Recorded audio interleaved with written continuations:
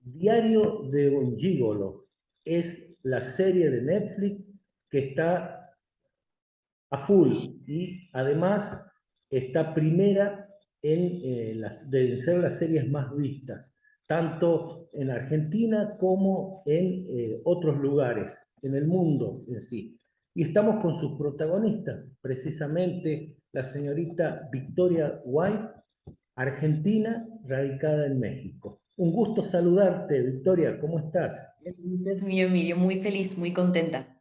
Bien. A propósito de esa felicidad y el estar contenta, es la sensación que te genera el buen camino que está teniendo la serie que protagoniza. Totalmente. ¿A qué atribuyes? ¿Consideras que esa mezcla de drama y de erotismo es drama y thriller hace posible que atrape a la gente? Claro, sin duda es un guión que está hecho para que te cautive enseguida. Al ser pocos capítulos, te da chance también de que los pocos personajes que hay, o sea, sean súper entrañables. Me acuerdo cuando vi el primer capítulo que me di cuenta de que, claro, son mundos muy distintos entre sí y te da la oportunidad de conectar con cada uno de ellos o con alguno. Y así te va enganchando toda la historia. Yo creo que está muy, muy bien escrita. Te pregunto, ¿cómo defines a Julia, tu personaje? Ay, Julia. Ay, Julia es un personaje em, complejo. Es sumamente sensible, pero a la vez es muy, muy cerrada. Es tímida, le cuesta relacionarse con la gente, pero a la vez es muy empática. Entonces siento que es una persona que le cuesta mucho habitar el mundo y trata de hacerlo del modo en el que puede. Por eso, afortunadamente, logra conectar con el arte. Esa es como su manera de habitar el planeta, siento yo. Tal cual. ¿El tener esas características obedece a algún hecho en particular de su infancia? Es correcto. Sí, Julia tuvo un accidente cuando era muy chica. Tuvo un accidente de coche en el que falleció su padre. Y aparte de esa gran tragedia, le pasa que le queda una cicatriz enorme a raíz de una quemadura que sufrió en el mismo accidente. Y esa cicatriz es la que la marca, aparte de físicamente, de manera emocional. Te pregunto, Victoria, ¿consideras que una propuesta como la que hace Ana a Emanuel ayuda a fortalecer el autoestima de una persona? Bueno, particularmente en el caso de tu personaje. Uy,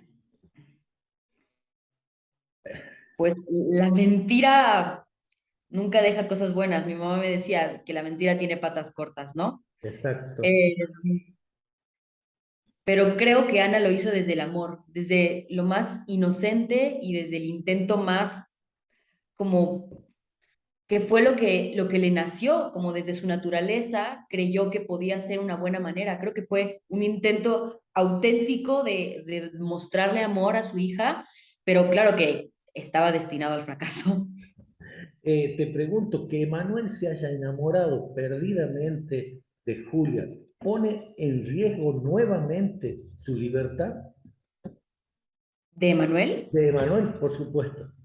Uf, totalmente. Y aparte al enamorarse de una persona tan inesperada, tan distinta a su círculo, a su mundo, creo que, claro, le hace cuestionarse muchísimo acerca de su realidad, de quién es él, de lo que desea. Sí. En el tráiler de la serie hay una secuencia o una expresión que llama poderosamente la atención cuando dice, Julia necesita florecer. ¿Consideras que están así?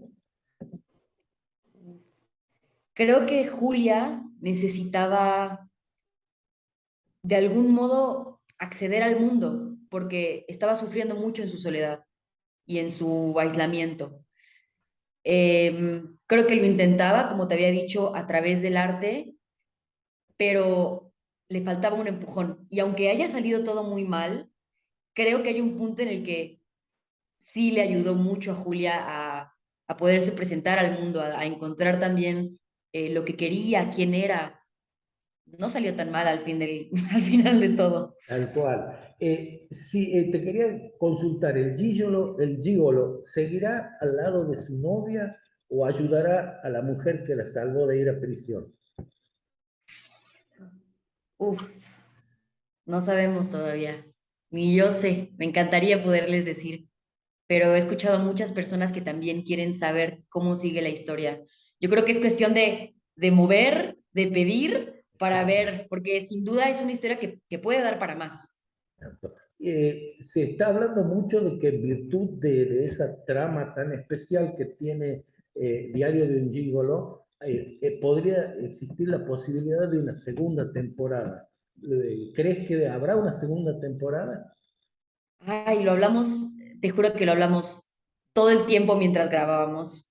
Eh, Te digo, yo creo que podría ser que dé para más, sin duda da para más, pero no nos han comentado nada todavía, no hay nada seguro. Estamos igual que ustedes. Victoria, la serie muestra solamente el mundo de placeres y excesos que hay en torno a los esports. Mm, no, justamente una cosa que me gusta mucho de este proyecto es que, aparte de que toca esos temas de una manera, bueno, sin juicios, lo cual se me Exacto. hace muy valioso, el tema del placer femenino, sin esos prejuicios que siempre cargamos, también te puedes enamorar de esta otra parte que justo es como el mundo de Julia y, y cómo explora el tema de la adolescencia, igualmente de los excesos, pero también del descubrimiento. Todo el mundo, con las distintas edades que tiene, está descubriéndose y poniéndose a prueba todo el tiempo. Creo que eso es algo que es muy valioso de este proyecto. Me arriesgo a preguntar, ¿cuánto de parecido o referencial tiene Diario de un Gigolo con aquel clásico de Richard Gere, Gigolo americano, y con 50 sombras de Grey? Esa primer referencia de película, la verdad es que no la he visto, así que no sé, pero nunca me la mencionaron como referencia, así que me parece que no tiene mucho que ver. Y con 50 sombras de Grey, la verdad es que tampoco la vi, pero sé que la premisa es sumamente diferente. Em, Igual toca el tema del placer femenino, igual el tema de la sexualidad, pero aquí lo atraviesa un thriller que creo que es lo que es el gancho más grande de la serie. Victoria, habrás visto que en estos últimos años, quizás a partir de la irrupción de las plataformas de streaming, se abordan temas como los que desarrolla la serie que vos trabajas y particularmente sobre la cuestión de la sexualidad. ¿Cómo ves que se arriesguen a tanto y que no todo se lo muestre como color de rosa, como caracteriza las telenovelas? Pues creo que como tal, en este proyecto no creo que haya como una moraleja con respecto a si está bien explorar o no la sexualidad. Es, o sea, creo que el tema de explorarla y de vivirla es un sí, siempre. Pero sin duda creo que se agradece mucho que últimamente se haga con mucho menos prejuicio, porque así hay menos morbo también, creo, porque el tema de estar ocultando todo el tiempo esa parte hace que una vez que se muestra algo, que se presenta alguna imagen, se genere mucho morbo y mucha expectativa cuando en realidad forma parte de todos y de todas. Y es algo que es lindo ver, está muy bien que se comparta. Eh, ¿Qué ha significado para vos o qué significa para vos haber trabajado al lado nada más ni nada menos que de Adriana Barraza, el español Jesús Castro y Fabiola Camponamo? Wow, bueno, con Adriana Barraza fue un placer. Es una señora actriz, yo la admiro muchísimo. Es una compañera muy generosa y la verdad es que su trabajo me parece increíble. Su personaje es de los más complejos y más entrañables que veo en la serie. Jesús Castro es un compañero increíble también. Con él, desde que nos conocimos, hubo muchísima disposición para romper el hielo, para poder trabajar el tema de la química y lo que íbamos a hacer. Y nada, también creo que un trabajo muy hermoso. De su parte nunca había visto nada, pero me quedé con ganas de trabajar más con él. Y con Fabiola también tuvimos la oportunidad de generar una relación hermosa de madre e hija, que también desde el comienzo, creo que de todos mis compañeros y compañeras hubo mucha disposición a hablar mucho, tener mucho trabajo de mesa, hablar de los antecedentes de nuestros personajes. Así que también trabajar con Fabiola fue un placer. O sea, la relación que hay entre Julia y Ana, cómo cambia, cómo evoluciona, es muy rica de ver y fue muy lindo trabajarlo con ella. ¿Qué sensaciones te generó, qué representó para vos que Diario de un Gigolo sea producida por argentinos y también se encuentren actores argentinos como Eugenia Tobal y Carlos Portaluppi, entre otros? Bueno, de entrada trabajar en Argentina fue un regalo enorme. Yo hacía muchísimo que no visitaba Buenos Aires, nací ahí, pero desde muy pequeño no había ido. Y poder trabajar ahí fue increíble, muchísimo compañerismo también, un ambiente muy relajado, sumamente amoroso, donde sentía que en el set había abrazo todo el tiempo. Sí, estábamos en medio de la pandemia y en Argentina la cosa se puso rudísima con respecto a eso, pero siempre había tanto cariño y tanto amor que, claro, de mis compañeros con el personaje de Dolores, con Eugenia, también se generó una química bien bonita con Julia y con Dolores. Entonces, y también, sobre todo también con un personaje con el que Julia convive un montón, es con Lino, que es Juan Cotet, que igual es argentino. Y nada, bueno, con él quedó una amistad que transgredió la ficción, afortunadamente. Eh, ¿Fue más demandante para vos como actriz ponerte en el papel de Frida en Buscando a Frida o el de Julia en Diario de un Gigoló?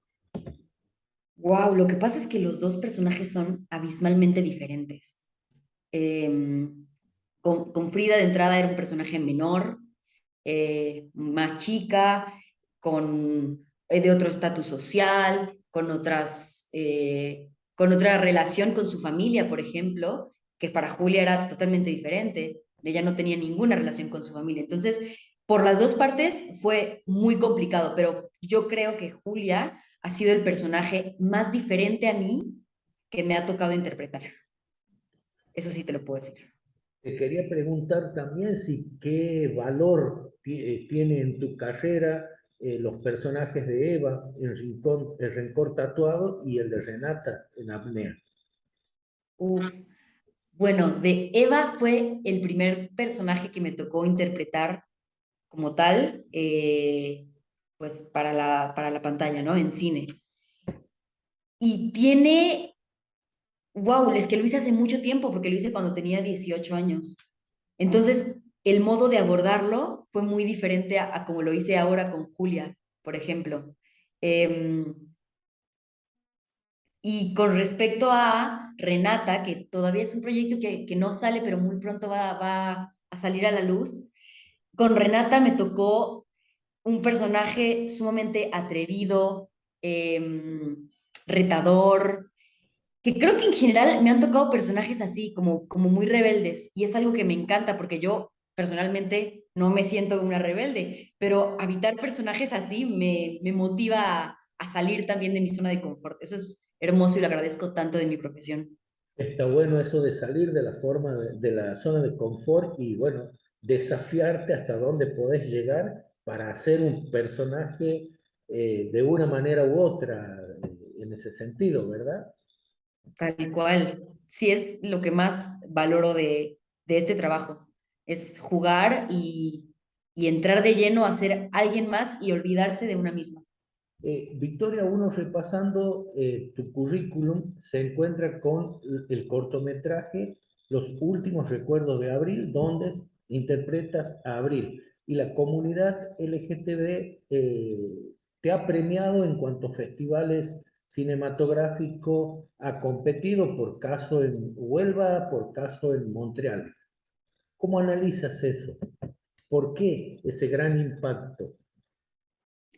Los últimos recuerdos de Abril es un proyecto con mucho corazón, que tuvimos la oportunidad con Nancy, la directora, y con Ari, la mi compañera actriz, de generar también mucho la historia que no se ve en la historia, que sí se ve, ¿no?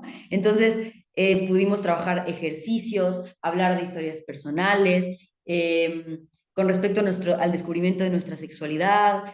Entonces, es un trabajo que tiene mucho corazón, tiene mucho trabajo previo.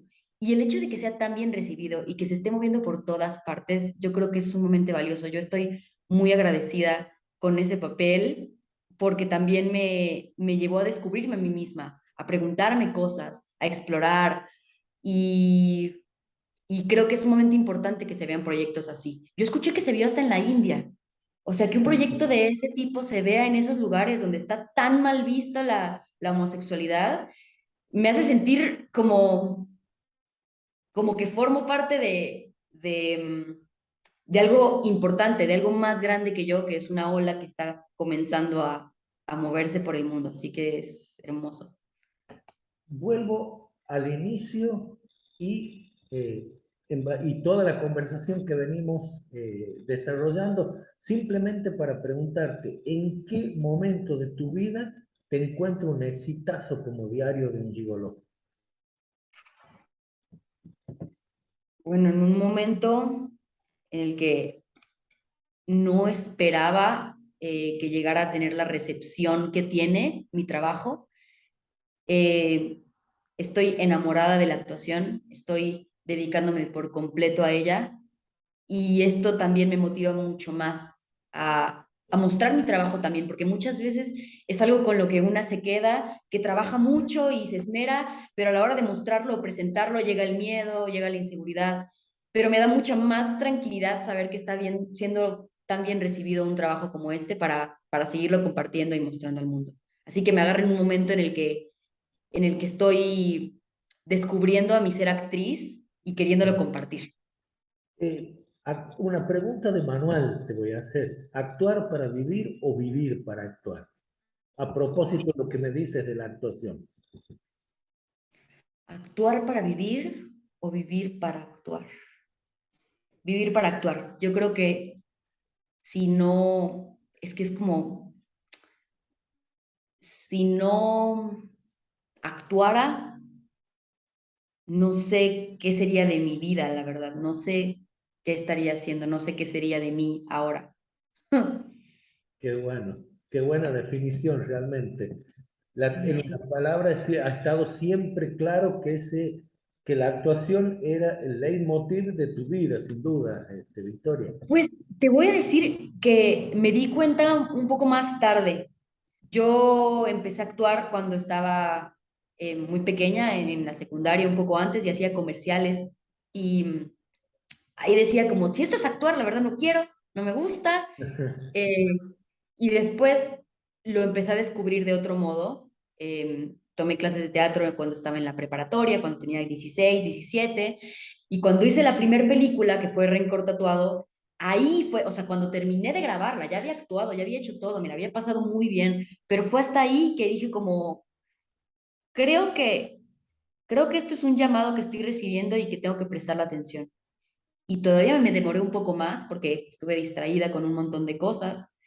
Eh, y fue hace como 3 años que me di cuenta de que la actuación es como algo que ha estado ahí siempre, que me ha estado llamando, pero cuando lo empecé a ver y aceptar y lo empecé a ver con responsabilidad, fue que me llevó a apasionarme y a enamorarme como lo estoy ahora.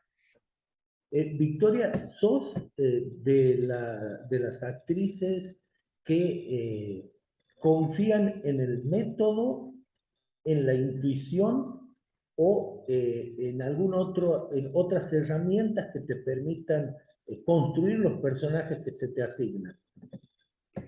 Pues yo creo que en este punto, que creo que es muy joven de mi carrera todavía, te puedo decir que depende del personaje la exigencia que ocupes, ¿no? Hay veces en las que necesitas, em, como, de entrada lo técnico, creo que tiene que estar siempre claro, porque Bien. es como lo esencial. Pero después el modo de aproximarse, hay veces en las que necesitas mucho coco, que necesitas escribir, profundizar un montón. Y hay veces en las que son personajes que te necesitan sin nada, simplemente intuitiva y receptiva. Entonces depende del personaje la exigencia que te pida. Y en el caso de Julia, ¿cómo lo construiste? Con Julia escribí, trabajé mucho. Afortunadamente tuve unos guiones que estaban muy, muy bien escritos, con los que pude trabajar muchísimo la historia de Julia que no se ve en pantalla, pero fue mucho trabajo, justamente porque tiene una herida emocional muy grande, es sumamente oscura y a la vez tiene esta otra parte que es muy luminosa y muy sensible. Entonces fue mucho más compleja y sí, tuve que trabajarle más. ¿Proyectos más allá de este presente formidable con Diario de un Gigolo? Pues próximamente va a salir un proyecto de Disney del que estoy muy orgullosa de haber participado, que se llama El Poder de los Girasoles, que todavía no tiene fecha de estreno. Y por el momento, eso es todo lo que tengo. ¿Podés adelantar algo del Poder de los Girasoles? Puedo contarles que es una historia que habla acerca del amor más puro, que es la amistad. Y si fuera de eso, todavía no les quiero quemar nada porque es una sorpresa muy bonita. Victoria, verdaderamente un placer poder conversar con vos de esta manera tan hermosa, hablando de tu carrera, hablando de un personaje que te está mimando permanentemente a nivel mundial y bueno, llena de proyectos y de concreciones. Muy, muy agradecido por todo, ¿eh? Muchísimas gracias, Emilio. Qué bonito platicar contigo y qué excelentes preguntas. De verdad, muchas gracias. Te agradezco. Un gran abrazo. Abrazo, abrazo hasta allá. Hasta pronto. Hasta luego.